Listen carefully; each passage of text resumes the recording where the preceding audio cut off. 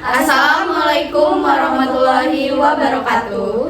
Selamat siang semua, perkenalkan kami dari kelompok 7 yang beranggotakan saya, Vinka Melia Salsabila dengan NIM 1123-10352.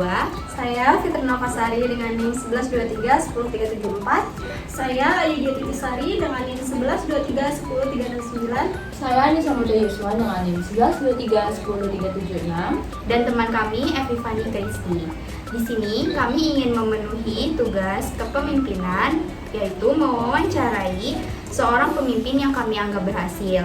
Adapun narasumber yang kami wawancarai adalah seorang leader Departemen Quality di sebuah perusahaan, yaitu PT Megafoam Works. Sekarang kita sudah bersama narasumbernya, yaitu Kak Dona. Kak Dona, bisa diperkenalkan terlebih dahulu nama dan jabatannya. Baik, perkenalkan, nama saya Dona Mustiana Sari SAP.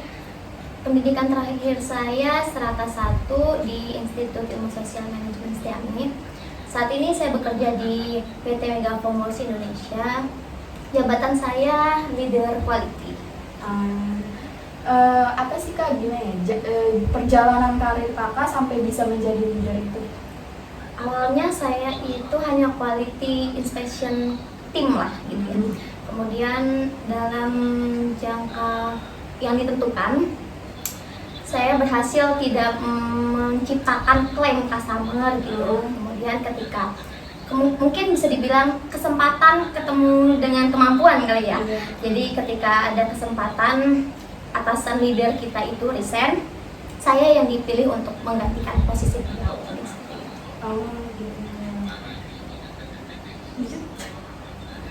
Selanjutnya, menurut Kakak, rahasia sukses Kakak dalam memimpin tim di departemen Kakak itu kayak gimana? Rahasia sukses, menurut saya rahasia sukses dalam memimpin itu komunikasi sih. Karena dengan terjalinnya komunikasi yang baik itu kerjasamanya jadi enak, jadi lancar gitu ya. Terus kita jadi tahu tujuan kita itu apa gitu. Kalau misalkan komunikasinya buruk, bakal banyak problem di internal kita sendiri. Kan tadi yang Kakak bilang membangun komunikasi ya? Iya. Nah, untuk membangun kepercayaan antara tim Kakak tuh kayak gimana tuh? Membangun kepercayaan, gini, ketika ada suatu masalah yang terjadi gitu ya, kita jangan lupa untuk mengikut sertakan tim kita gitu. Kita memberi kepercayaan kepada mereka, mengajarkan bahwa bagaimana kita menganalisis masalah yang terjadi gitu ya. Kemudian hal apa atau langkah apa yang akan kita lakukan untuk perbaikan seperti itu. Dengan kita memberi kepercayaan kepada mereka, mereka akan merasa bahwa diri mereka itu dihargai dan pendapat mereka itu dibutuhkan bagi tim ini. Terus pedoman Kakak sebagai pemimpin dalam memimpin departemen Kakak bagaimana? Pedoman Iya. lebih ke ini ya, Nilai utama. Nilai utama dalam memimpin itu yang pertama yaitu balik lagi komunikasi, terus keberanian, terus tanggung jawab, nilai utama. Ya kurang lebih kayak gitu lah. Oke. Nah, kalau menurut Kakak proses mengambil keputusan pentingnya dalam kayak misalnya tadi contohnya kan kayak klien customer-nya gitu ya, proses pengambilan keputusannya tuh dalam menanganinya tuh bagaimana? Kalau untuk menanganinya, untuk mengambil keputusan yang penting gitu ya, Iya. itu tuh gini, awalnya kita harus tahu dulu datanya itu seperti apa, faktanya itu seperti apa, kemudian kita harus menentukan kriteria yang penilaiannya seperti apa, dan resiko yang akan kita ketika kita mengambil keputusan itu akan menimbulkan resiko seperti apa. Atau jadi ketika kita sudah mendapatkan data, fakta, kemudian kita sudah tahu cara penilaiannya seperti apa, nanti kita bisa menentukan keputusan yang tepat. Oke, terima kasih Kak. Selanjutnya mungkin pertanyaan akan dijawab sama Kak Fit. Ini selanjutnya Kak, poinnya yaitu dalam menghadapi kegagalan ya. Pertanyaannya itu bagaimana Kakak mengatasi kegagalan dalam memimpin tim? Mengatasi kegagalan, karena pemimpin itu nggak luput dari kesalahan ya. Jadi memang kegagalan itu pasti ada gitu. Untuk kepemimpinan itu harus mengakui kalau memang dia salah, dan jangan sekali-sekali kita menyalahkan tim kita gitu. karena tim gagal itu pasti karena leadernya yang gagal untuk memberi arahan gitu. Jadi kalau untuk mengarahkan seperti itu, kita ini aja menganalisa dari kegagalan itu apa sih penyebabnya. Ketika kita sudah tahu apa penyebabnya, terus kita improvement itu kayak melakukan perbaikan apa nih gitu untuk supaya kedepannya tidak terjadi kegagalan tersebut. Ya, selanjutnya itu apa pelajaran berharga yang kakak petik dari kegagalan?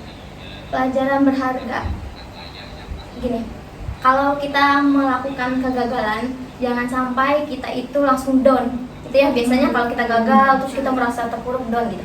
Kita berusaha aja, berusaha terbaik, berusaha lebih ke pantang menyerah aja sih. Yang selanjutnya itu bagaimana kakak membangun komunikasi yang efektif? Membangun komunikasi yang efektif,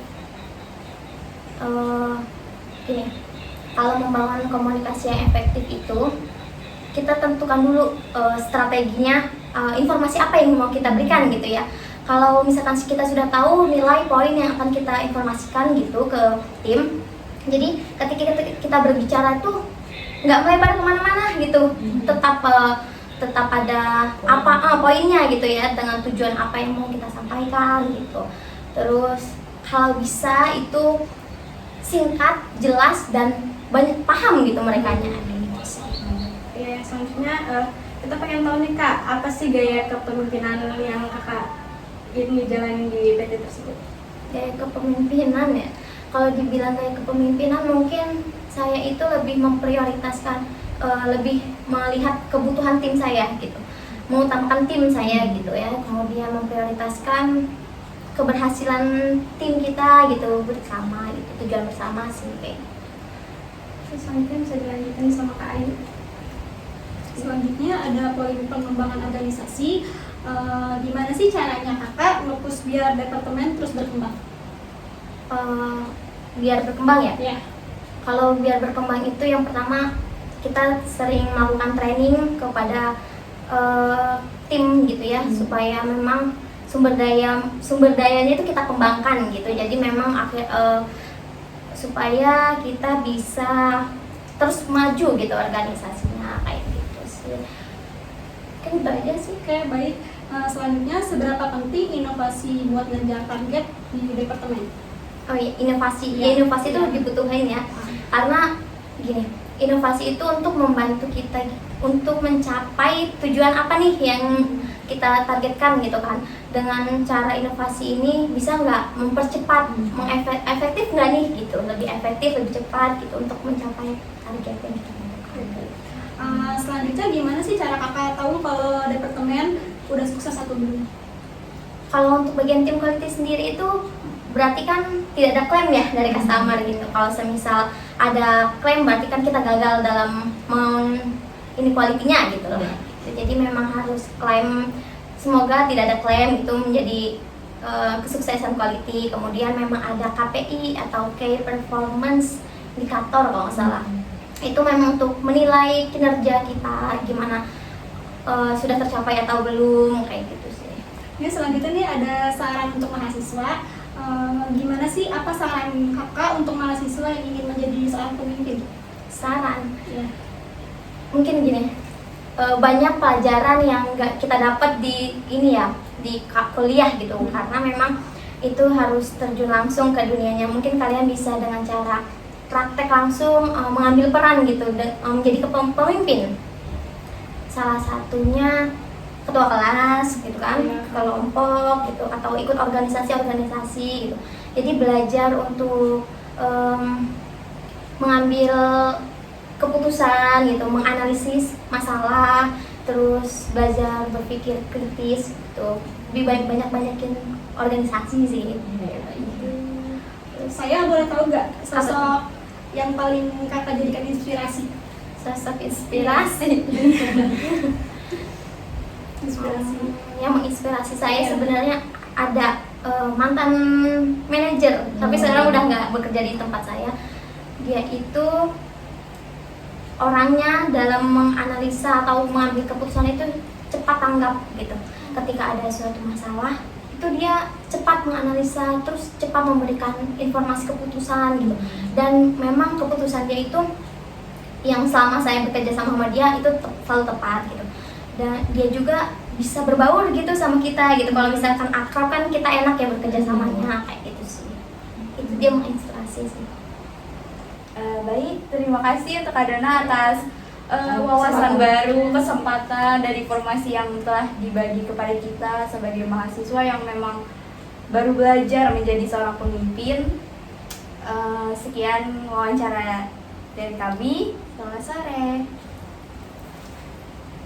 Sekian wawancara dari kelompok kami bersama Kak Dona, seorang leader quality di sebuah PT yang kami beranggap berhasil. Kesimpulan dari wawancaranya adalah sebagai pemimpin kita harus membangun komunikasi antar tim agar mencapai keberhasilan suatu tim. Mengikut sertakan anggota tim dalam pengambilan keputusan juga penting agar tidak adanya miskomunikasi dan tidak terjadi kesenjangan antara pemimpin dan anggota tim. Sekian video dari kami, kurang lebihnya mohon maaf. Wassalamualaikum warahmatullahi wabarakatuh.